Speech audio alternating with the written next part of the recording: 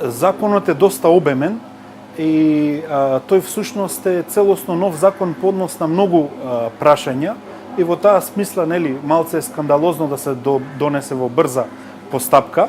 Тоа не е оној закон пред 3 години кој што требаше да биде измени и надополнување на постојниот закон, така што многу решенија таму се нови и според мене дури и изненадувачки.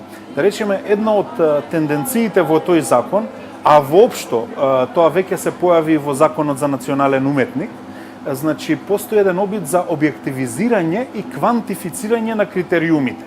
А тоа, например, се огледа, да речеме, во верификувањето на резултатите од работата на една институција, на еден директор, нели?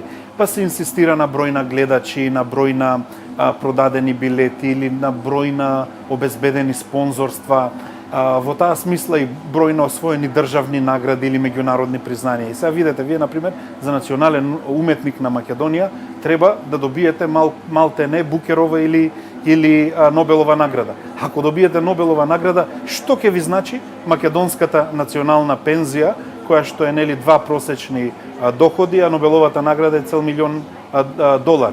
Во таа смисла, оваа логика на објективизирање мене ми се чини дека не е функционална. А истовремено, ако знаеме ние каква инфлација има во Македонија во однос на наградите и колкав проблем е да се најде едно стручно, непристрасно, непартиско, неклановско жири, оваа идеја, значи, со пропишување како критериуми освојување на било каква награда, според мене е навистина бесмислено. И на овој пример на Вања Лазарова, тоа и го покажа својот недостаток.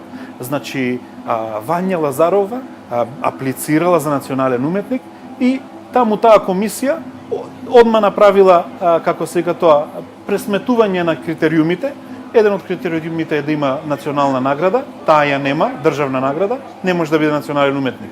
Без воопшто, значи таа комисија да размислува индивидуално, како група од 3 или 5 луѓе кои што носеле таква одлука, или воопшто како луѓе кои што ќе можат знаечки да го измерат вистинскиот квалитет на Вања Лазарова. Така што јас очекувам дека тоа ќе ни се повторува во многу сфери од културата. Незадоволството, за жал, се уште протечува вака странично.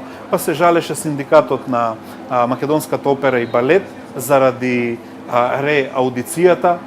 Доста директори се жалат заради преголемите варијабли меѓу тие коефициенти на наградување, кои што варираат, например, по 3% од 2,5 до 5,5. Тоа значи дека еден директор може да земе плато од 20 до 80.000 денари. Мислам, тоа на вистина, сакам да кажам, таа квантифицирачка манија, од друга страна, раѓа многу небулози. Така што сметам дека допрва овој закон треба да се подведе под една јавна дебата, а зошто да не и под протест.